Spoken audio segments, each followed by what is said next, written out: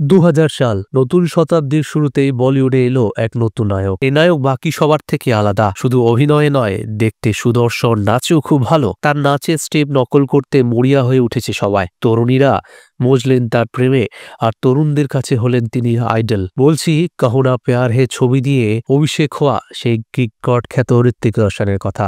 বাবা বিখ্যাত পরিচালক রাকেশ রোশন শাহরুখ খানকে নিয়ে নতুন একটি ছবি বানালেন, কিন্তু শাহরুখ সময় দিতে পারবেন না। তখন শাহরুখেরই পরামর্শে নিজের ছেলে ঋত্বিক রোশনকে নায়ক বানিয়ে উপহার দেন অল টাইম ব্লকবাস্টার সিনেমা কাহো না প্যার হে। রাতারাতি ঋত্বিক হয়ে উঠলেন সেরা তারকা। একই ছবিতে নায়িকা মিশা পাটেলেরও অভিষেক হয়। ঋত্বিক সেরা নবাগত তো বটেই, পাশাপাশি সেরা অভিনেতার পুরস্কারও নিজের ঘরে তুলেছিলেন। ২০০১ সালে জনপ্রিয় পরিচালক করণ জোহর নির্মাণ করেন পারিবারিক এবং রোমান্টিক ধারার সিনেমা কভি খুশি কভি গম। এই সিনেমায় অভিনয় করলেন অমিতাভ বচ্চন, শাহরুখ খানের মতো বড় বড় তারকারা। সাথে ছিলেন জয়া বচ্চন, কাজল এবং আরো জনপ্রিয় নায়ক নায়িকারা। এদের মাঝে নবীন নায়ক হয়েও ছবিটিতে উজ্জ্বল উপস্থিতি ছিল ঋত্বিকের। বড় তারকাদের মাঝে মোটেই তার চরিত্র মলিন হয়ে যায়নি, বরং তার চরিত্রটি সিনেমাটিকে প্রাণবন্ত করেছিল। বলিউডের ইতিহাসে সবথেকে তারকাবহুল এই সিনেমাটি বক্স অফিসে দারুণ সফলতা লাভ করেছিল। ২০০৩ সাল রাকেশ রোশন বানালেন বৈজ্ঞানিক কল্পকাহিনী নির্ভর সিনেমা কোই মিল গয়া। এই সিনেমাতেও তিনি নায়ক হিসাবে নিলেন নিজের ছেলেকেই। তবে ততদিনে তার ছেলে বলিউডে একটা আলাদা স্থান করে নিয়েছেন। এবার আসলেন বলিউডের প্রথম সুপার হিরো হিসাবে। দর্শকরাও এই সুপার হিরোকে সাদরে গ্রহণ করে নেয়। বক্স অফিসে সিনেমাটি নাম লেখায় বছরের অন্যতম বাণিজ্যিক সফল ছবি হিসাবে।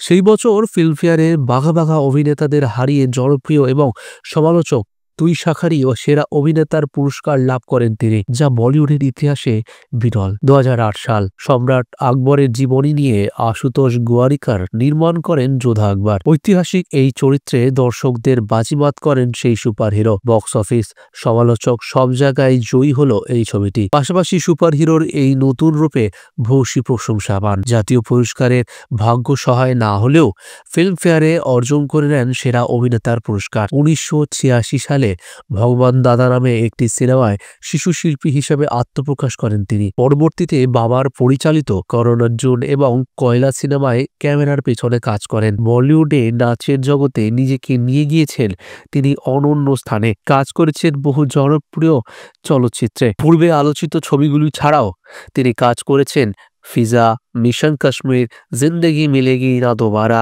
গুজারিশ, অগ্নিপথ, সুপার 30 থেকে পুরোপুরি মশলাদার ছবি ধুম 2, ব্যাং ব্যাংয়ের মতো সিনেমাতেও। ধুম 2 ছবিতে তার নাচ দর্শকদের মধ্যে আরও উন্মাদনা বাড়িয়ে দেয়। কারিনা কাপুর, প্রীতি জিন্টা থেকে ঐশ্বরিয়া রায়, ক্যাটরিনা সবার সাথে ঋত্বিক দারুণ মানিয়ে যান। ব্যক্তিগত জীবনে ভালোবেসে বিয়ে করেছিলেন সুজারা খানকে, কিন্তু দুই ছেলে সন্তান থাকার পরও 14 বছরের সংসার ফেলে বিচ্ছেদের দিকে হেঁটেছেন তারা। ঋত্বিক এখন প্রেম করছেন সাবা আজাদের সঙ্গে। খুব দ্রুতই হয়তো বিয়েও করবেন তারা। ঋত্বিকের জনপ্রিয়তা অনুযায়ী ছবি করেছেন কম, বেছে বেছে ছবি করতে পছন্দ করেন তিনি, কিন্তু সব ছবির ভাগ্য ভালো হয় না।